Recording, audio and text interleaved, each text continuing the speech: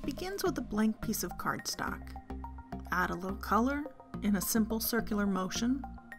You can fill the page or try some simple masking and create an entire world, just like that. That's the power this little tool can have on bringing cards to life. And Scrapbook.com just took this favorite paper crafting tool to a whole nother level. Hi, my name is Ingrid Blackburn, and I am an artist. I'm an instructor and a YouTuber. Today I have something special for you. This is not your everyday tool. This is the new Scrapbook.com domed ink blending tool. This is the old Ranger tool, the one that's been out for a long time. I'll be honest, a lot of people struggle with these. I've had to learn to master them. You catch an edge very, very easily. Not anymore. Look at this, it's domed. How brilliant is that? Scrapbook.com was kind enough to send me 2 tools with 10 new tips, and you can see I was very excited. I very promptly placed an order for more. Look at this. They fit on the old Ranger tools. How brilliant is that? There is a staple in the Ranger tool. There is not one in the Scrapbook one. I'll be honest, that staple has always bothered me. But we're going to put these to the test, and we're going to see how they perform with some ink blending, and you're going to get my live reactions as they happen. So let's go ahead and dive right in. So I'm ready to do a little bit of a live demonstration for you here, and I've got 2 ink blending tools, and I'm going to do it twice. I'm going to do one using the tool that we've all known for years, the mini ink blending tool, and then I've got my Scrapbook.com one that has the dome applicators. So let's first off, this way you have kind of a side-by-side comparison. We're going to start off with the, well, let's start off with the one that I've always known, and that is this one is the Ranger tool, which I'll be honest, I've been using for years. And, you know, I love it. Not everybody does. Some people have a love-hate relationship with it. So I have learned how to use it. You always need to use it straight up and down. You gotta be careful because you don't want to press too hard. You don't want to start on your paper because you get some weird marks. So it's really a matter of controlling your pressure with this. But even me, with controlling that, I can see the circular lines. Now, those do get blended out the more ink you add to your project. So, here we go.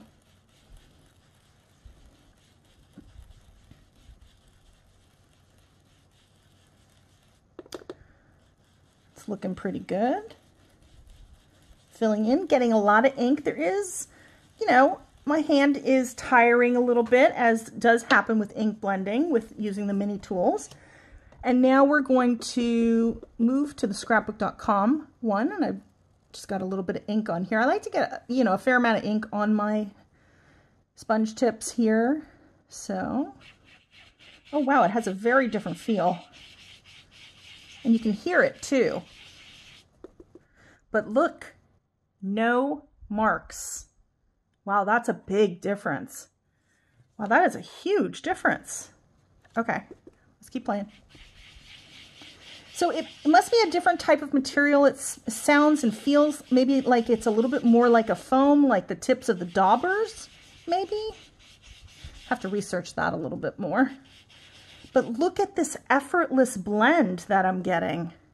Wow, that's great. For those of you that have always struggled with those marks and has been a turnoff for ink blending, because look at this.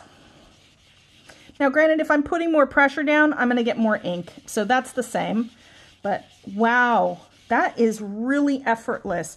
I still recommend, I always recommend that you hold your tools straight up and down, and you don't squeeze them so tight. Nice loose grip, but you wanna have enough that you're holding it, but it's almost like a guide. But actually, I have to say, and I think it probably has to do with the fact of whatever material this is, because it doesn't feel like the same material as this one. Yep, this one has a much bigger drag, so it like resistance when I'm going across, and that is tiring my hand out. Whereas this one, the ones by Scrapbook.com, the domed ones, much lighter. They are much lighter to the feel, to the touch. Huh, That's very interesting. Very interesting. Okay, so we're going to move on to another color, and I like to clean in between. Otherwise I'm just going to pick up, especially on this glass mat, otherwise I'm just going to pick up all that color. And let's just get that all dry really quick. And let's move on to another tool. So you can see here, I've got some little marks here, so we'll see how that does in the blending, but both laid down a really fair amount of ink. This tool was definitely easier on the hand as far as usability. So now I'm going to work on some Mandarin Spice. So I have my scrapbook, and I probably should label the backs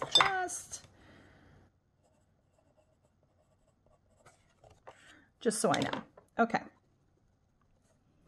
Let's get some ink on here. And I love these inks by Catherine Pooler. These are fabulous. If you love to ink blend and you love to stamp, they're wonderful ink pads. They are so juicy. The foam pads allow you to get a lot of ink, which can be very helpful, especially with ink blending. So let's just go ahead and bring that across. Mandarin Spice. You know, it's fall right now when I'm filming this video, so I was kind of feeling like some fall colors, and I love this Mandarin Spice color. It's so pretty.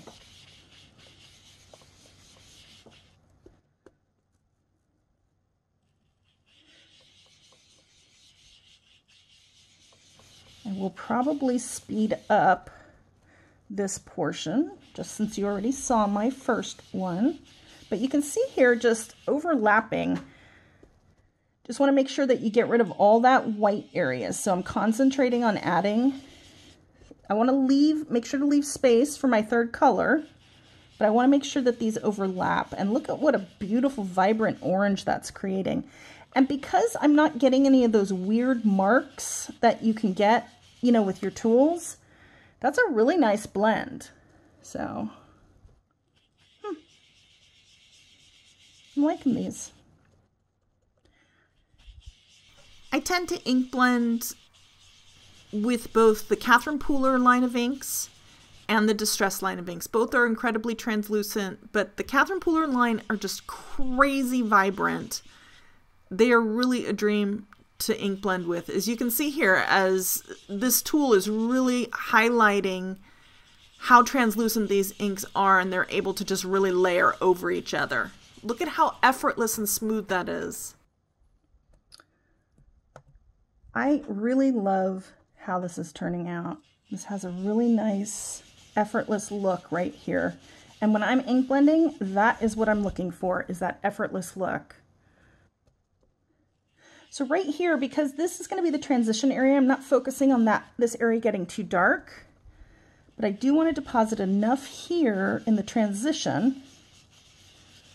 And I also want to come back with Sauna. You always want to come back with your lighter color.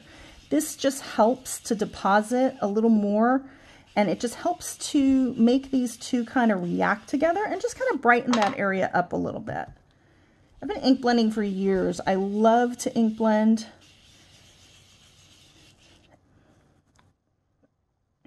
That's looking really nice. So let's transition now to the other tools, and we'll see how they do. This is a relatively new sponge too, so you can see even by just how I pressed it down, the bulk of my pressure went here and not in the center. And that's going to be a big difference here because this is domed. So this is obviously the highest point, and I think that's why I'm getting such an effortless look with this. All right, so let's see here. Always start off your project, and if you can, end off your project. You can see immediately, and clearly I have some on my finger. Happens to everybody. Thankfully, that's the red area. So we'll do our best to cover that up. You can see just adding as much color as I can.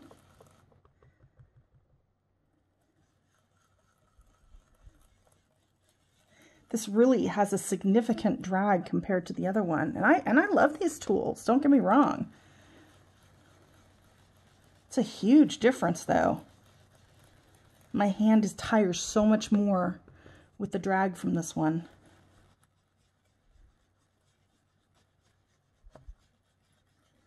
You know, I use the brushes also. Just because you have one tool doesn't mean you need to stick with that. Sometimes you may want one tool for a particular medium or just a different look. But look at all these circles. You know, that's, I think I need to re-ink my ink pad. That's the other thing, is if you do get ink pads that are foam as their vehicle, you know, you definitely want to have the re-inkers for those, because you will go through ink, which is a good thing. You know, I hear people say, oh, you never have to re-ink a pad. Well, why? You should always have your pad at the ultimate strength for your craft. That's a good thing. Okay, so you can see here, this is really showing you, you get those kind of lines from pressure. So we'll come back in with the sauna and just kind of it evens that out, because it deposits, it kind of crosses over, brightens it up. And let's add a little bit more here.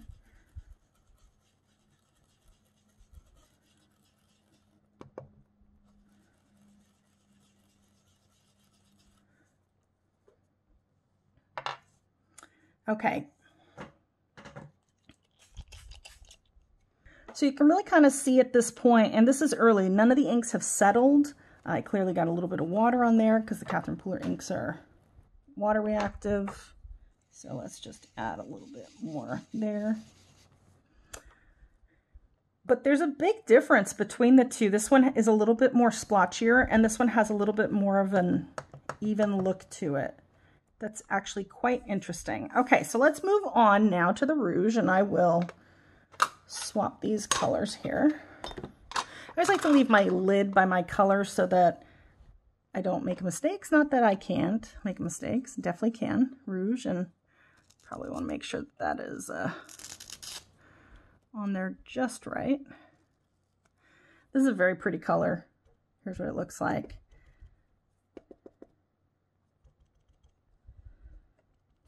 All right. It so looks like a lipstick color, doesn't it? It did such a great job with that name. All right.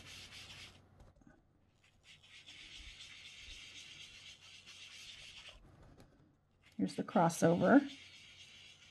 And again, I'm really watching my pressure. I'm not pressing down too hard. I want to make sure to have even pressure throughout.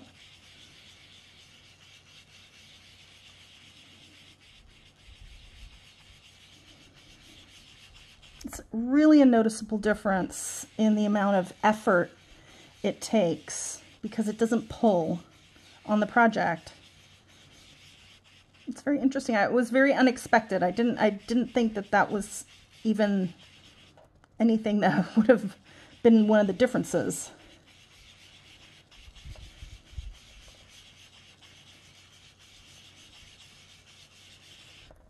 I'm liking that. All right, this is very pretty. It's a very pretty fall red.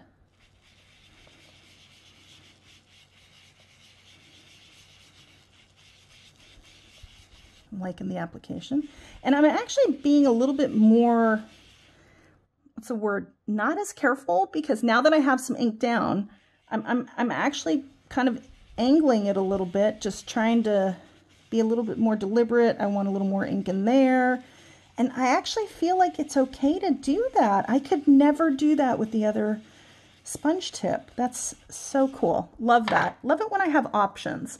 So let's come back now into the Mandarin Spice, because I want to work on that transition right there.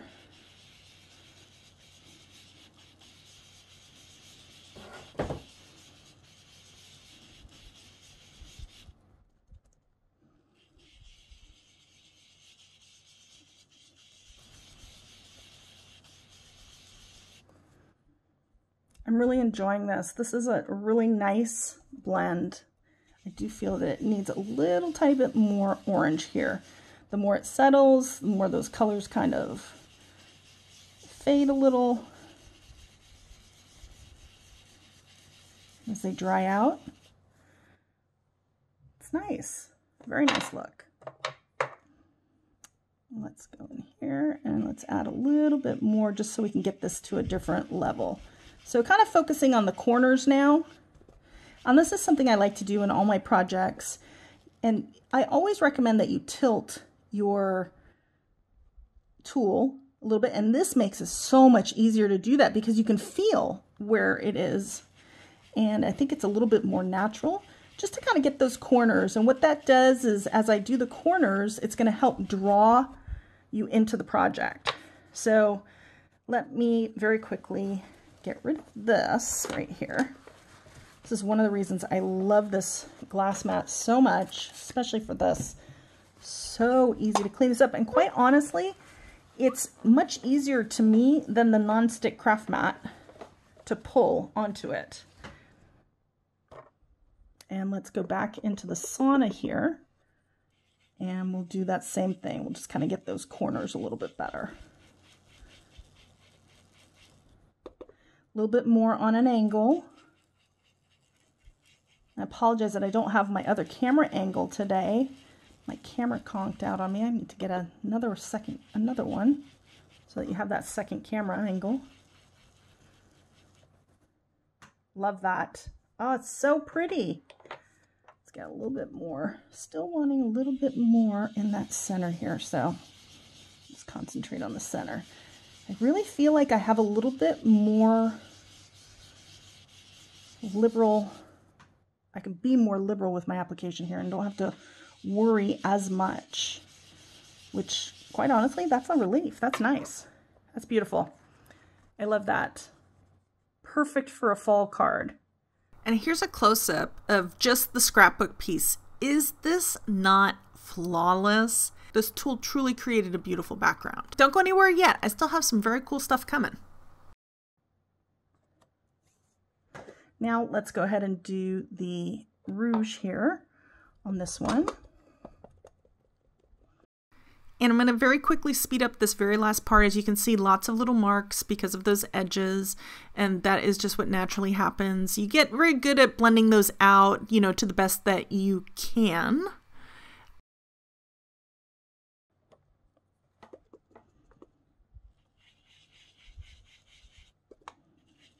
Gotta do the corners. Oh, wrong. Look at that. Did you see that? I naturally went for the scrapbook.com one. Interesting. That was totally not planned. Okay, I had to leave that part in. That was 100% not planned and just a natural instinct. You can tell that I really love these tools. So this is with the mini tool, the Ranger mini tool, and this is with the scrapbook.com, the new dome blenders. So, and as they start to dry, it will even out a little bit even further, but I mean, both give a great result, but I have to be honest, this is a little bit more effortless.